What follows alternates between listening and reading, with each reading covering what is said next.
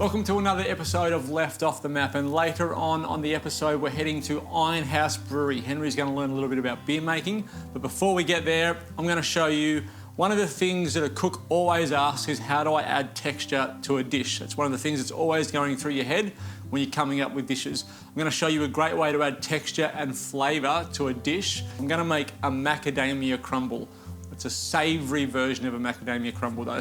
Then I'm going to have some greens and a piece of salmon to go with it. But the macadamia crumble is the main component of the recipe, so I'll show you how to make it. Macadamias, just got some salted macadamias. I've got a good amount there. There's probably 750 grams of macadamias into a roasting tray. Now, this is where it starts to get a bit weird. Corn chips. I'm going to add some corn chips. Probably about 10% to how many macadamias you added. So if you added a kilo of macadamias, add 100 grams of corn chips. I've added about 70 grams of corn chips, 75 grams of corn chips. Then some sourdough. And basically the sourdough is there to soak up the oil that comes out of, we're gonna toast all this in some truffle oil, but it's there to soak up the oil from the truffle oil, but mainly the oil that comes out of the macadamias when we blitz them later. All right, some sourdough in. And the amount of sourdough that you have to use will change depending on whether you're using the crust or whether you're using the middle piece. So these middle pieces will soak up a lot more of the oil than the crusts will. But we are going to toast it until it's nice and crunchy anyway. So a big pinch of salt in with that. Our truffle oil. So everything's well covered. And I want to toast this. We'll get some colour on everything, but I'm toasting this until the bread is nice and dry so that it has the ability to form a crumb. If we try and blitz it while the bread has still got some moisture in it, we won't get that crumble forming. All right, in it goes.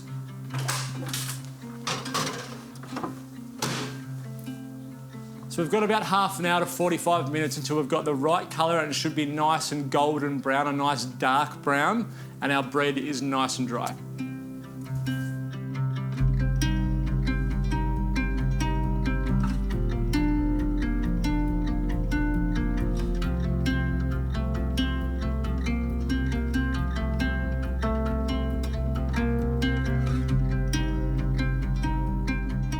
My mixture, my crumble has gone through its first process. Now this is where it becomes a bit of a balancing act.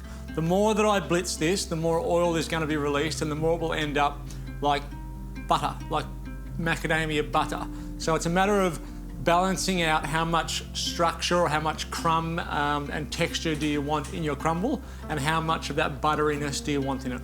So this is probably, if you wanted all crumb, that's probably where you want to be. Macadamias have beautiful oils that get extracted and that sort of coats everything, and you've got a really nutty, buttery, toasty crumble to go on things. So I'm happy with that, that's done.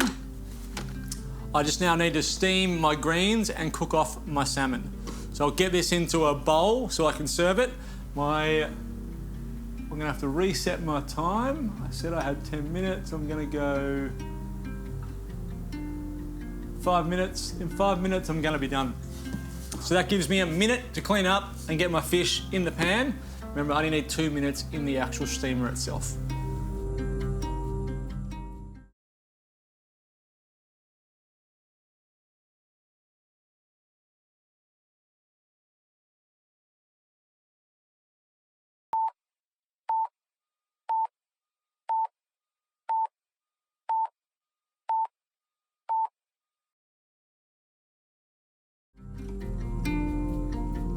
All right, I cleaned up with a minute and a half to spare. So my pan is on. I can get my fish ready.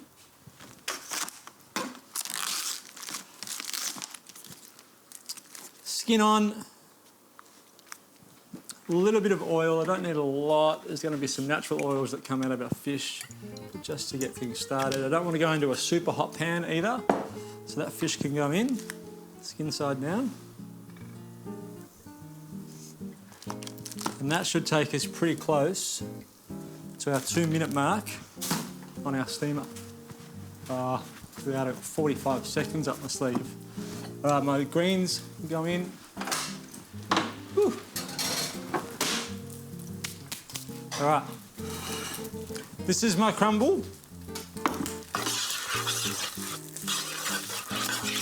And that's probably as dark as you want to take it. Fish should be pretty close. Yep. And that.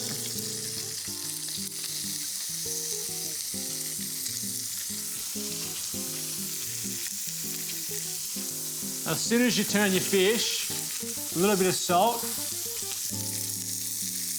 and then you can probably turn the heat in the pan off. And just let that residual heat that's in that pan cook the fish through. You only need for a minute to a minute and a half on that flesh side because you've put so much energy into the skin side, that heat's going to transfer quite nicely. My fish can come out. I want to rest it for a couple of minutes on the board.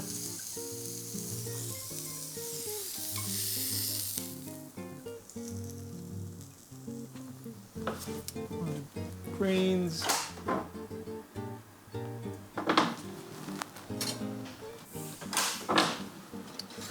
The greens are, you can see they're a lot more vibrant when they come out once they've had that steam applied to them. So I'm going to pop, whew, they're warm.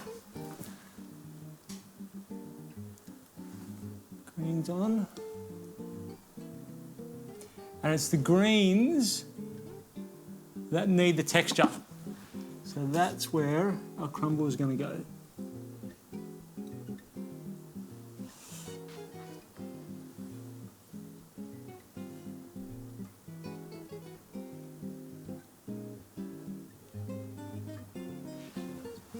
So the recipe itself was for this crumble, which is very, very, very, very versatile. That there can go on top of greens like we've done today. You can put it through a pasta as a topper on top of a pasta instead of a pan grotto or something like that.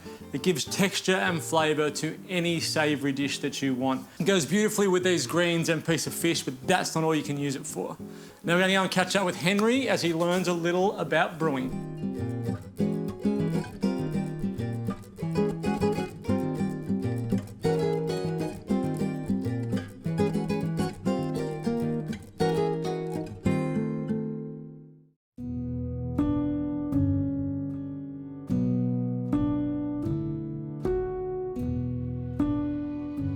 Well, it's great to be back at Iron House, Briggsy.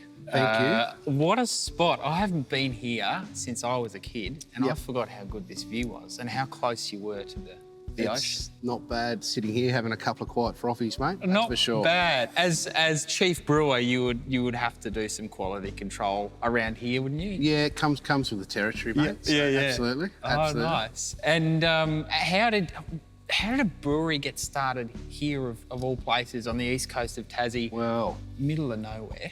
exactly. You know? Exactly. We like a challenge. That's certainly that.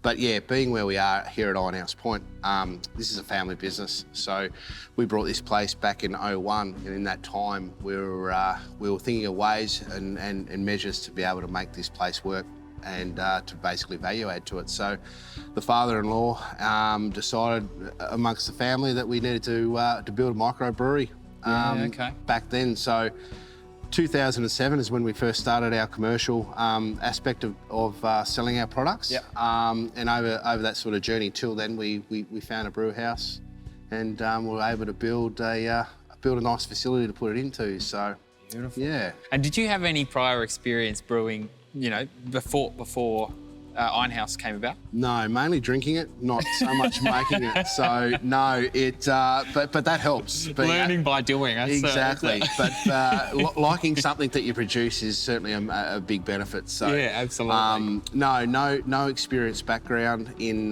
brewing beer. It's one of those industries that you learn every day. So Yeah. I'm still learning and don't proclaim to be an expert in any sense. So it's fun making it, it's fun drinking it. So, Yeah, good on you. So what about the history behind this property?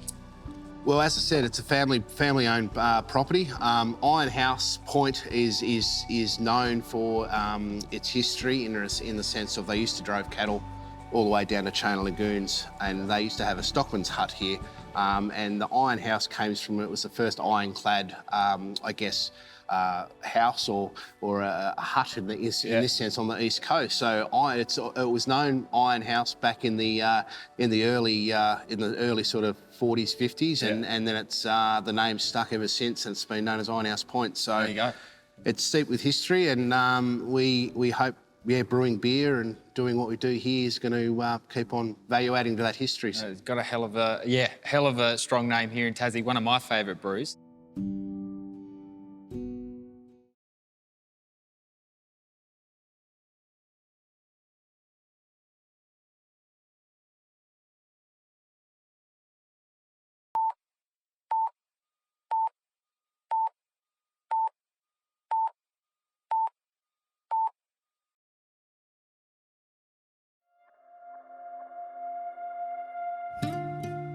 What's the process in making beer?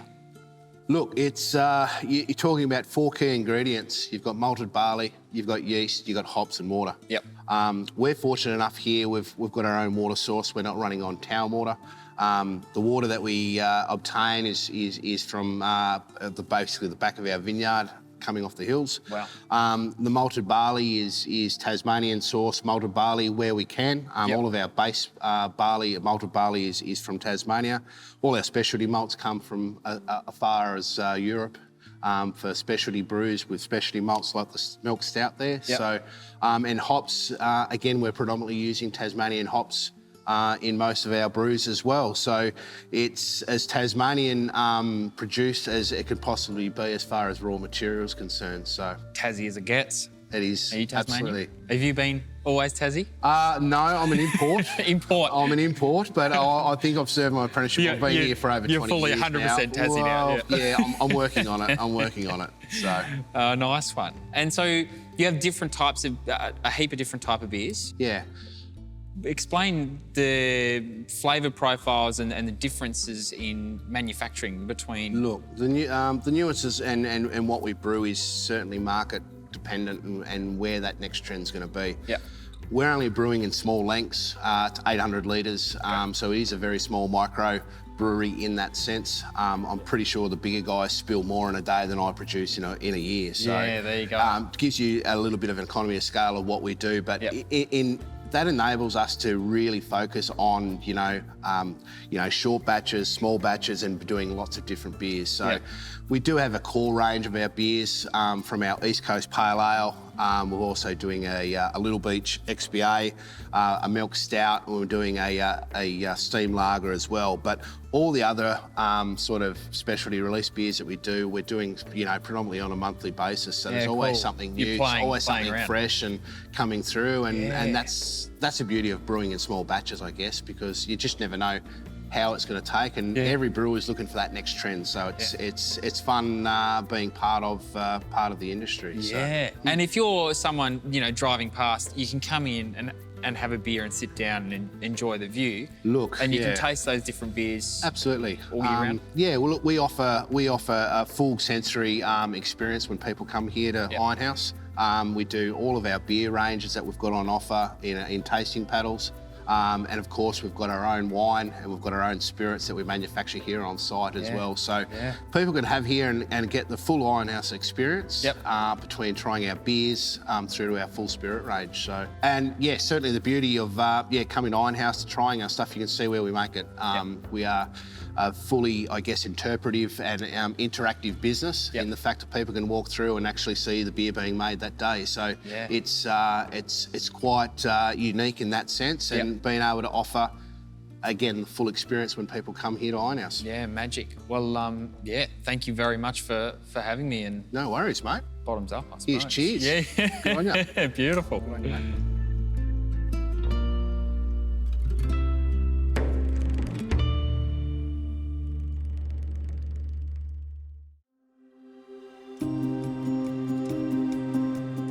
A beautiful day on the East Coast, having a beer in front of the water. Henry had it pretty tough today, didn't he? All right, I'm making a chili jam back here in the kitchen. I'm going to do sort of an Asian-inspired chili jam, and then I'll just cook off a piece of salmon and show you how you can It's a great condiment. It can go on pretty much anything. You could put it through pastas, through veg. You can steam up some green beans, some asparagus, some broccolini, and fold it through that. It just gives a really nice sweet, sour and savoury note to anything that you're going to make. So I'm going to serve mine with some salmon. First thing I need to do to make our chili jam, most savoury jams are going to start with an onion component. You're going to saute that down until it starts to caramelise and goes nice and translucent. We're going to use some vinegar and some sugar to help that process along, but that's what I'm going to start with. So a couple of shallots and a brown onion. I'm going to dice those, put them into a pot, saute them down with some oil. Once they've become translucent, then I'm going to start adding my next layer of flavour. That's going to be garlic and ginger and chilli.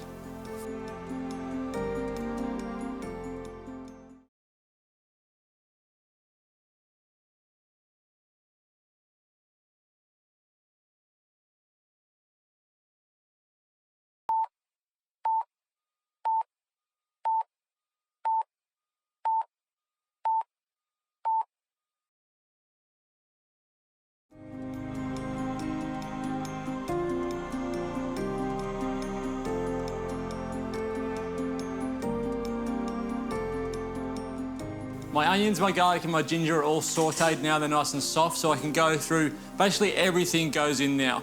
We've got 5 red chilies here. Now, if you don't want your chili jam to be too hot, take the seeds out. But the amount of sugar that you're putting in there and the amount of vinegar that you're putting in there will soften the heat from the chili. So you probably can put all the seeds in if you want to. It's completely up to you. I'm going to go seeds in for mine. All that goes in. I've got brown sugar, 200 grams of brown sugar, about a tablespoon of fish sauce, 40 mils of apple cider vinegar, but put in whatever your favourite vinegar is, the juice from a lemon, some thyme leaves, and I've got half a punnet of cherry tomatoes that I'm just going to chop up and put in as well. And then you just mix that or boil it until it starts to reduce and becomes quite jammy. Once you're happy with that, you can turn it off, put it into a jam jar and pop it into the fridge. But we're going to use it straight away, remember, because we're going to have it with some salmon.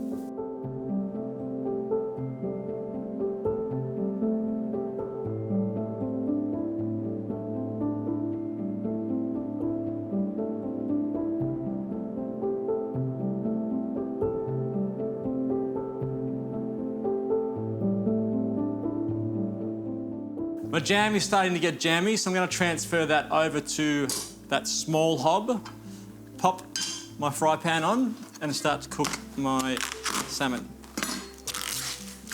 I am going to put a little bit of oil, so just a little bit of lubrication to transfer heat. All right. Fish in.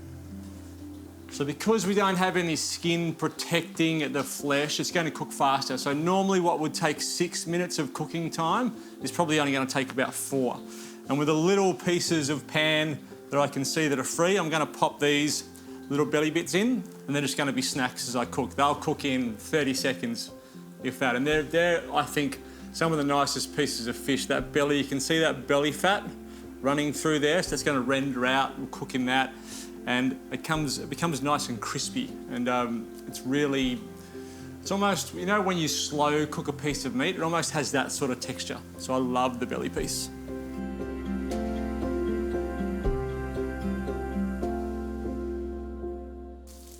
I've turned my pan off. Those pieces of fish can come out and rest.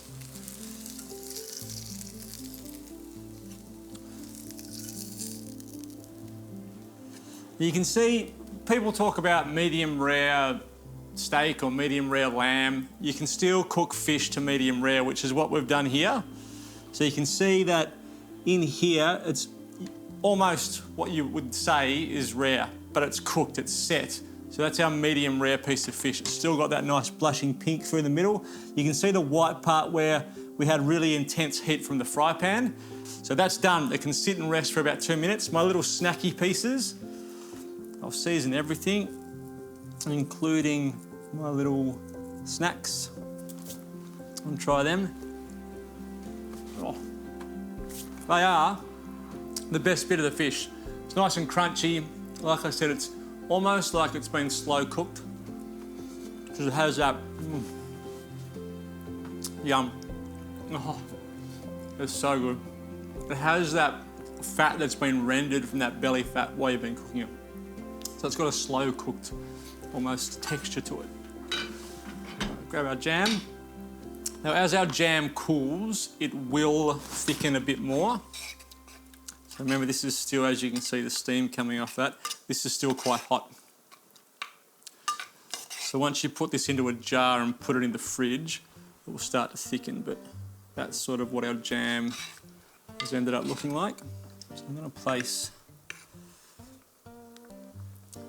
a spoon on the bottom of our jam, and then I'll put some on the top as well.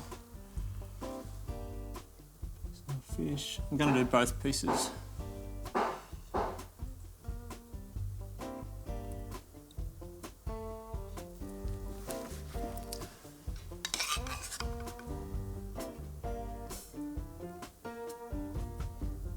And this is why you wouldn't use crispy skin, or you wouldn't make crispy skin, because if you're pouring that jam all over the top of the skin, well, you've got it all crispy for nothing, because you're going to make it all soggy with the jam.